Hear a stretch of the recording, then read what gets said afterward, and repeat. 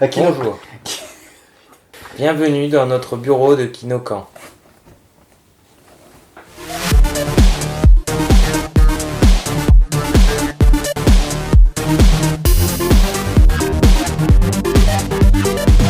Kinokan 9, ça devait être une édition vraiment super parce que c'était sur le thème des...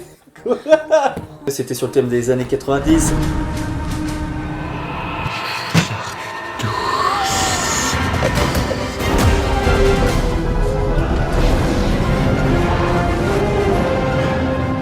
Ça fait longtemps qu'on avait préparé ça, en plus on avait un lieu inédit, plein de choses, plein de surprises. On avait les pins comme celui que t'as là.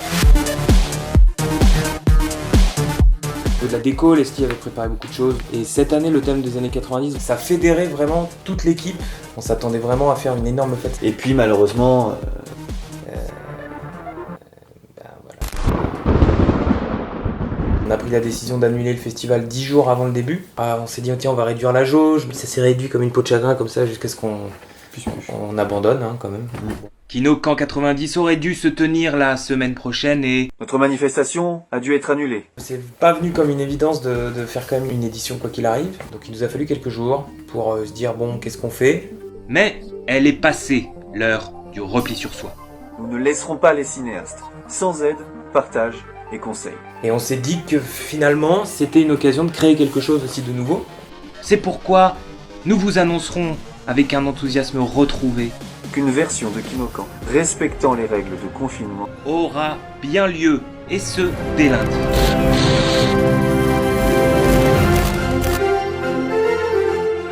Comment est-ce qu'on pouvait réussir à tourner des films en étant chacun chez soi, avec des compétences différentes ? C'était ça là un peu le gros enjeu. Je fais cette vidéo pour vous dire que je suis disponible pour vos projets. J'ai une caméra. Ça va? Qu'est-ce que tu fais?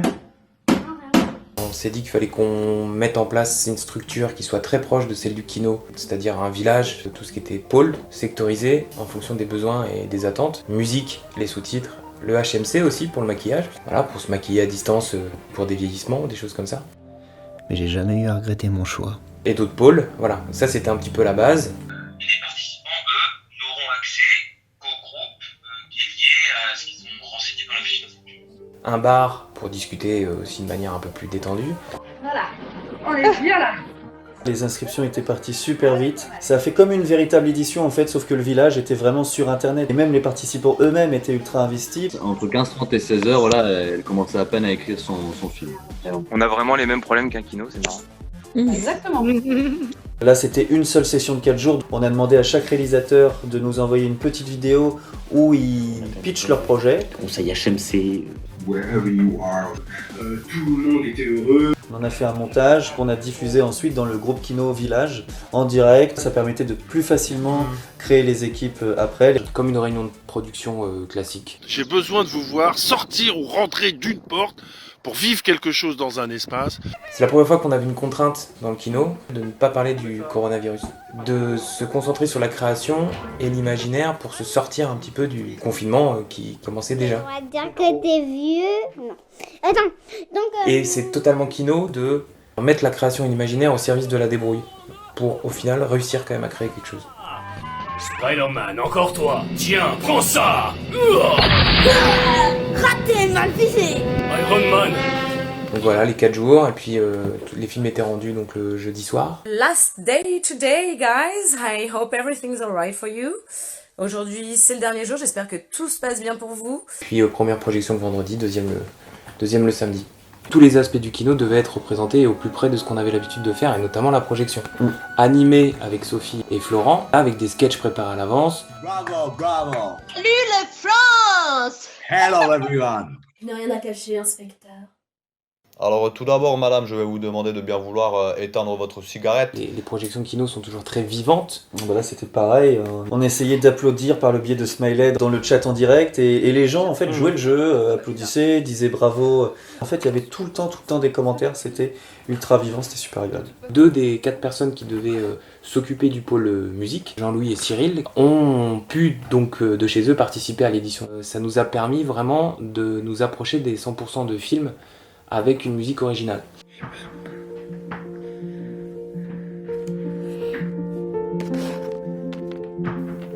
Là, les sous-titres, évidemment, vu petits, c'était plus évident, ça avait une part plus importante encore. Donc ça nous a permis d'avoir, pareil, quasiment 100% des films qui étaient sous-titrés. Et c'est vraiment les deux points, je trouve, qu'on gagnait avec cette édition-là. On a vu des films qui, s'ils avaient été réalisés à un vrai kino, on n'aurait peut-être pas vu la différence au final. Tellement certains films étaient ultra bien faits.